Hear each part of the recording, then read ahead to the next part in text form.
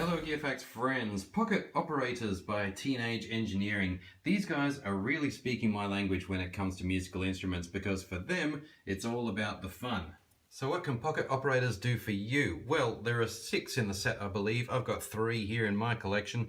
I've got Arcade, Factory, and the one with the sewing machine on it. I can't remember what that one's actually called, but we'll have a quick run through of some sounds and beats. We'll start off with the sewing machine actually. Let's hear one of the basic rhythms. Now bear in mind that's through the tiny minuscule speaker that can't even be seen actually. Incidentally, these come shipped without the rubber casing around them. As you may have seen, they look like a calculator stripped bare when you get them out of the box.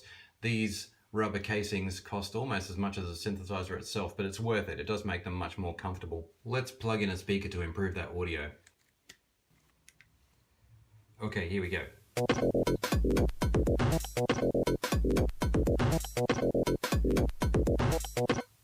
Okay, dials don't appear to do anything by default, but we can try a few other rhythms. You just hold down this grid button here and choose anything from the 16 main buttons.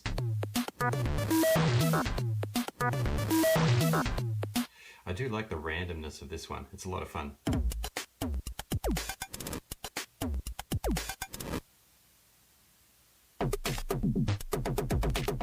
And we can even change rhythms on the fly.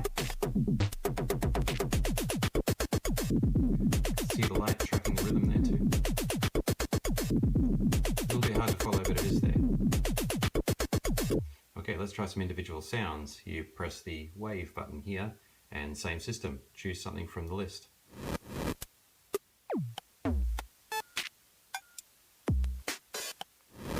So there we go.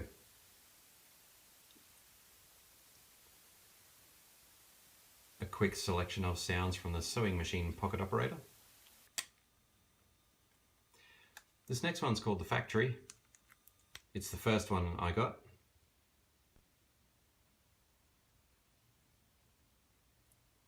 And I found it really quite inspiring and fun.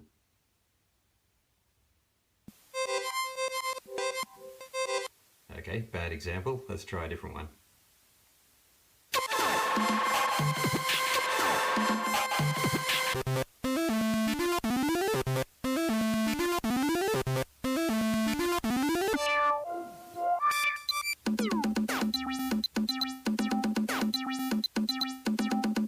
It's worth remembering that these have effects which can also be used live to control the performance in a dynamic sense. Hold down the effects button.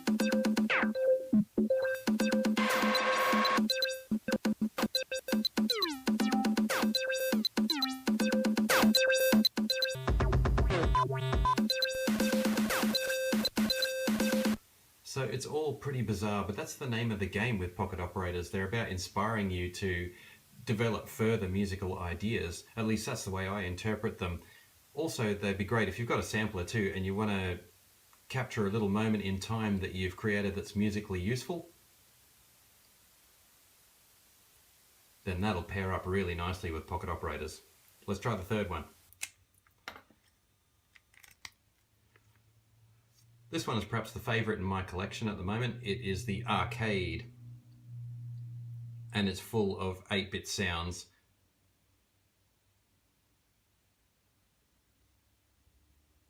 I find it really reproduces that 8-bit arcade feel very faithfully. Let's have a listen.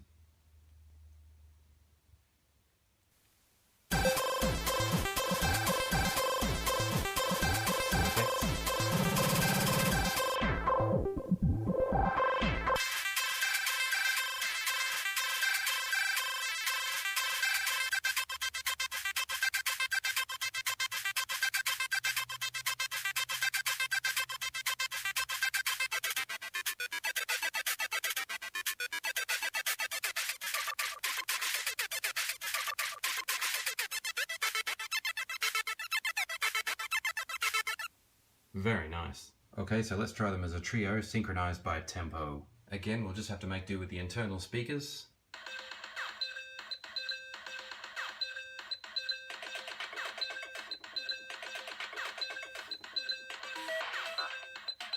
Sounds pretty good.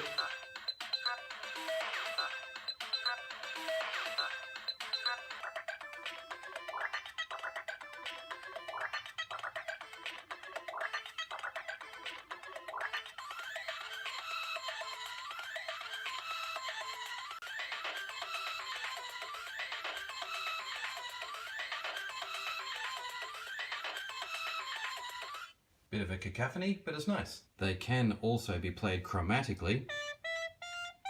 So let's try that.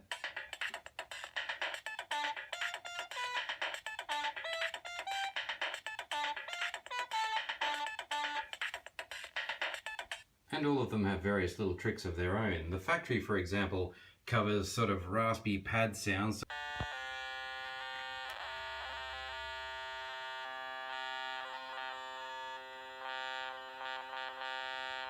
The sequencer methodology for all of them is quite simple. You just press the record button, a record icon comes up, and this will show you the position of the currently selected sound. So I could take them all out. This is the bass hit, incidentally. Maybe just space them nice and evenly, and we should end up with a rock steady beat. Okay, and I can go through and choose other sounds. Again, it'll show us the map of where it appears, and we can add or take them away as we please with a simple on-off. Play. Okay. That's one of the factory beats, and it's obviously very heavily layered, but that provides a quick demo of how to use the sequencer. As I said though, the arcade is my sentimental favourite, apart from its look, which I think is the best of all of them. It has a really neat pitch bend system, well, not really a pitch bend system, but a pitch setting system.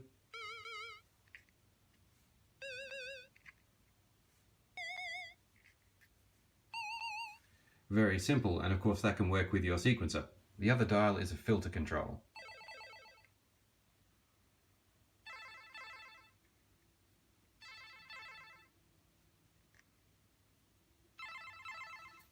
So these are not machines that are designed to complete your synth setup. These are designed to be fun, portable, on-the-go things that are going to give you heaps of ideas for your larger compositions. And they do that job admirably. The only thing I can criticize about them is that even when you buy the rubber housing, the back is still unprotected. It's not that it's weak or fragile or anything like that, but you know, it would have been nice to see a complete covered system. But hey, with these things selling for around about $100, I am not making any formal complaints whatsoever. There are many more features I could tell you about with the pocket operators, but of course, GearFacts videos generally go for about 10 minutes, and that's all we have time for today. So thanks for watching GearFacts.